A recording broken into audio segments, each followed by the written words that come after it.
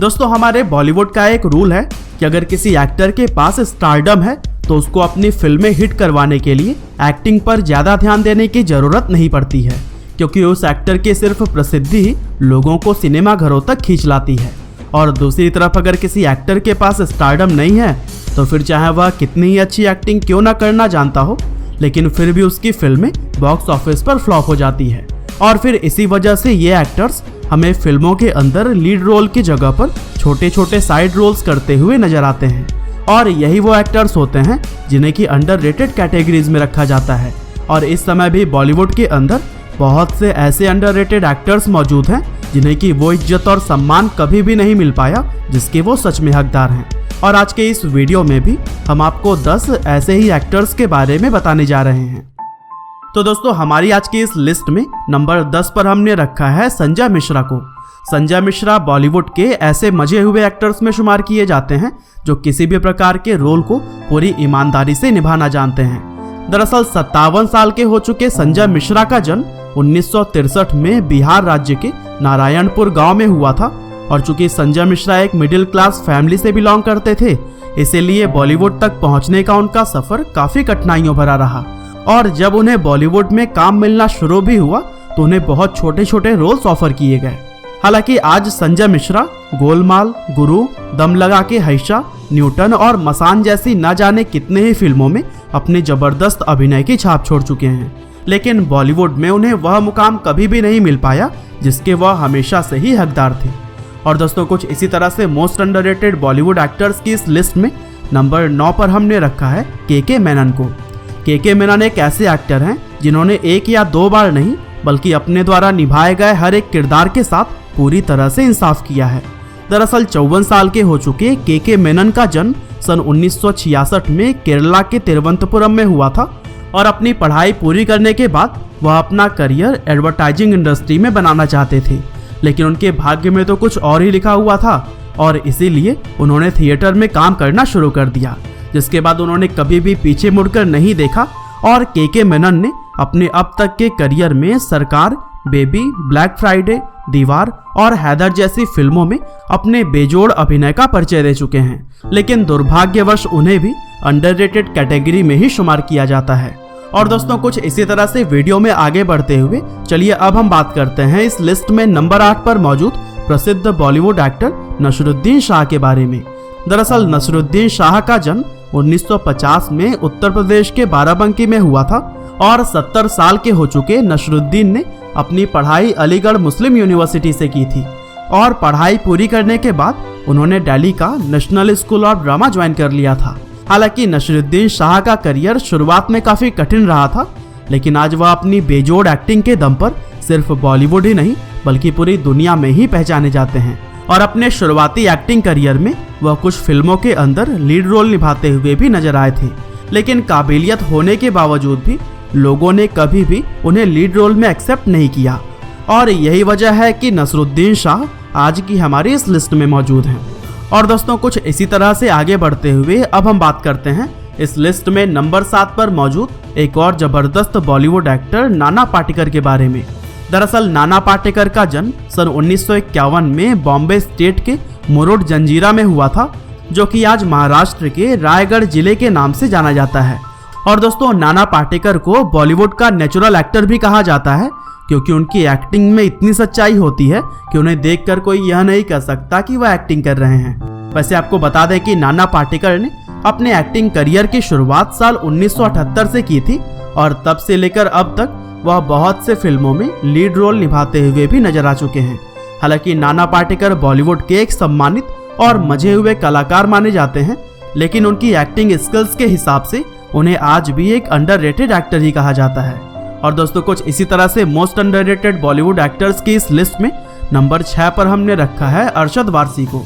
अरशद वारसी एक ऐसे एक्टर हैं जो अपनी एक्टिंग से यह हमेशा ही साबित करते आए हैं कि वह भी बॉलीवुड के मजे हुए कलाकारों में से एक हैं।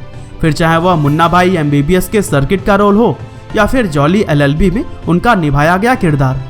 दरअसल अरशद का जन्म सन 1968 में महाराष्ट्र के मुंबई शहर में हुआ था और सिर्फ 14 साल की उम्र में ही अनाथ हो जाने के कारण उनका शुरुआती जीवन बहुत सारे कठिनाइयों से गुजरा, क्योंकि आर्थिक स्थिति खराब होने की वजह से उन्हें ना सिर्फ पढ़ाई छोड़नी पड़ी बल्कि घर घर जाकर कॉस्मेटिक्स का भी सामान बेचना पड़ा।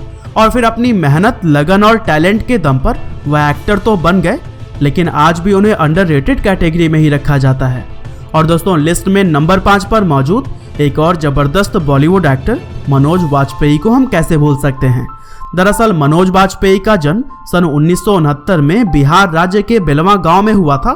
और चूंकि मनोज एक गरीब फैमिली से ताल्लुक रखते थे, इसीलिए उनके बचपन से लेकर फिल्मों तक पहुंचने का सफर काफी ज्यादा कठिनाइयों भरा रहा। असल में मनोज वाजपेयी बचपन से ही एक एक्टर बनना चाहते थे और अपने इस सपने को पूरा करने के लिए उन्होंने बहुत मेहनत भी की।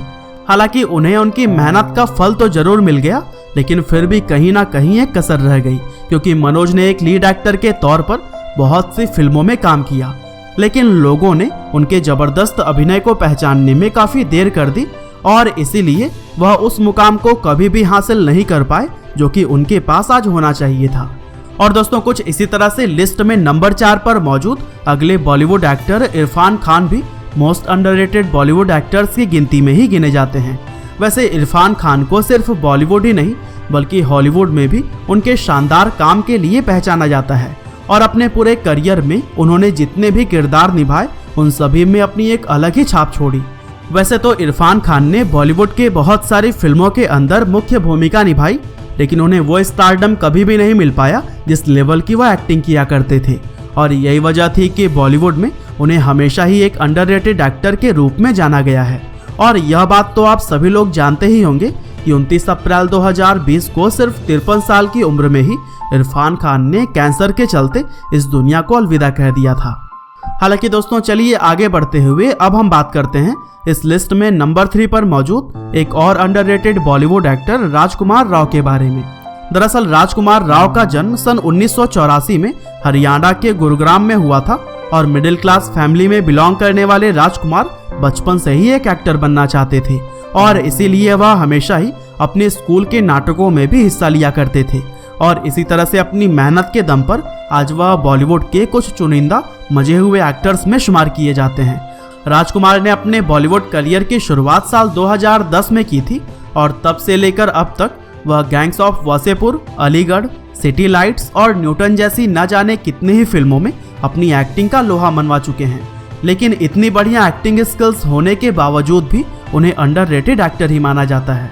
और दोस्तों, कुछ इसी तरह से मोस्ट अंडररेटेड बॉलीवुड एक्टर्स की इस लिस्ट में नंबर 2 पर हमने रखा है नवाजुद्दीन सिद्दीकी को। नवाजुद्दीन बॉलीवुड के उन चुनिंदा एक्टर्स में शुमार किए जाते हैं जिनकी एक्टिंग के सामने बड़े से बड़ा सुपरस्टार भी फीका पड़ जाता है। और यही वजह है कि जिस भी फिल्म में उन्हें रोल दिया जाता है वह खुद ही सारी लाइमलाइट चुरा ले जाते हैं। लेकिन ऐसा होना अभी कुछ समय पहले से ही शुरू हुआ, क्योंकि सन 1974 में जन्मे नवाजुद्दीन को उनके पूरे करियर में ही अंडररेट किया गया। दरअसल बॉलीवुड के अंदर उनके हुनर को पहचानने में इतना समय लग गया कि बहुत लंबे समय तक उन्हें फिल्मों के अंदर बेहद छोटे छोटे रोल्स करके बिताने पड़े। हालांकि अभी भी नेपो किड्स के सामने नवाजुद्दीन सिद्दीकी जैसे एक्टर्स को पीछे धकेल दिया जाता है और लाजवाब एक्टिंग पहचान में आने के बाद भी उन्हें अंडररेटेड कैटेगरी में ही रखा जाता है। और दोस्तों, कुछ इसी तरह से आगे बढ़ते हुए अब हम बात करते हैं इस लिस्ट में नंबर 1 पर मौजूद बॉलीवुड एक्टर रणदीप हुड्डा के बारे में। दरअसल रणदीप हुड्डा का जन्म सन 1976 में हरियाणा के रोहतक में हुआ था और चूंकि उनके पिता और बड़ी बहन एक डॉक्टर थे, इसीलिए वे रणदीप को भी एक डॉक्टर ही बनाना चाहते थे। लेकिन रणदीप को डॉक्टर बनने में कोई दिलचस्पी नहीं थी, इसीलिए उन्होंने अपना रास्ता अलग चुना और बॉलीवुड में अपना करियर बनाया। वैसे रणदीप के बॉलीवुड करियर की शुरुआत साल 2001 में ही हो गई थी और तब से लेकर अब तक वह बहुत सी फिल्मों के अंदर लीड रोल निभाते हुए नजर आ चुके हैं। हालांकि रणदीप के जबरदस्त एक्टिंग की तारीफ उनके सभी फिल्मों में होती है, लेकिन फिर भी लोगों ने उन्हें कभी भी एक मुख्य अभिनेता के रूप में स्वीकार नहीं किया और इसीलिए आज वह मुख्य भूमिकाओं से ज्यादा साइड रोल्स करते हुए नजर आते हैं। वैसे दोस्तों, आज की हमारे इस वीडियो में सिर्फ 10 एक्टर्स को ही शामिल किया गया है, लेकिन अगर आपके किसी फेवरेट एक्टर आज की हमारी लिस्ट में शामिल नहीं थे तो हमें कमेंट करके जरूर बताइएगा। वीडियो के नेक्स्ट पार्ट में हम उन्हें भी शामिल करने की कोशिश करेंगे। आपका बहुमूल्य समय देने के लिए बहुत बहुत धन्यवाद।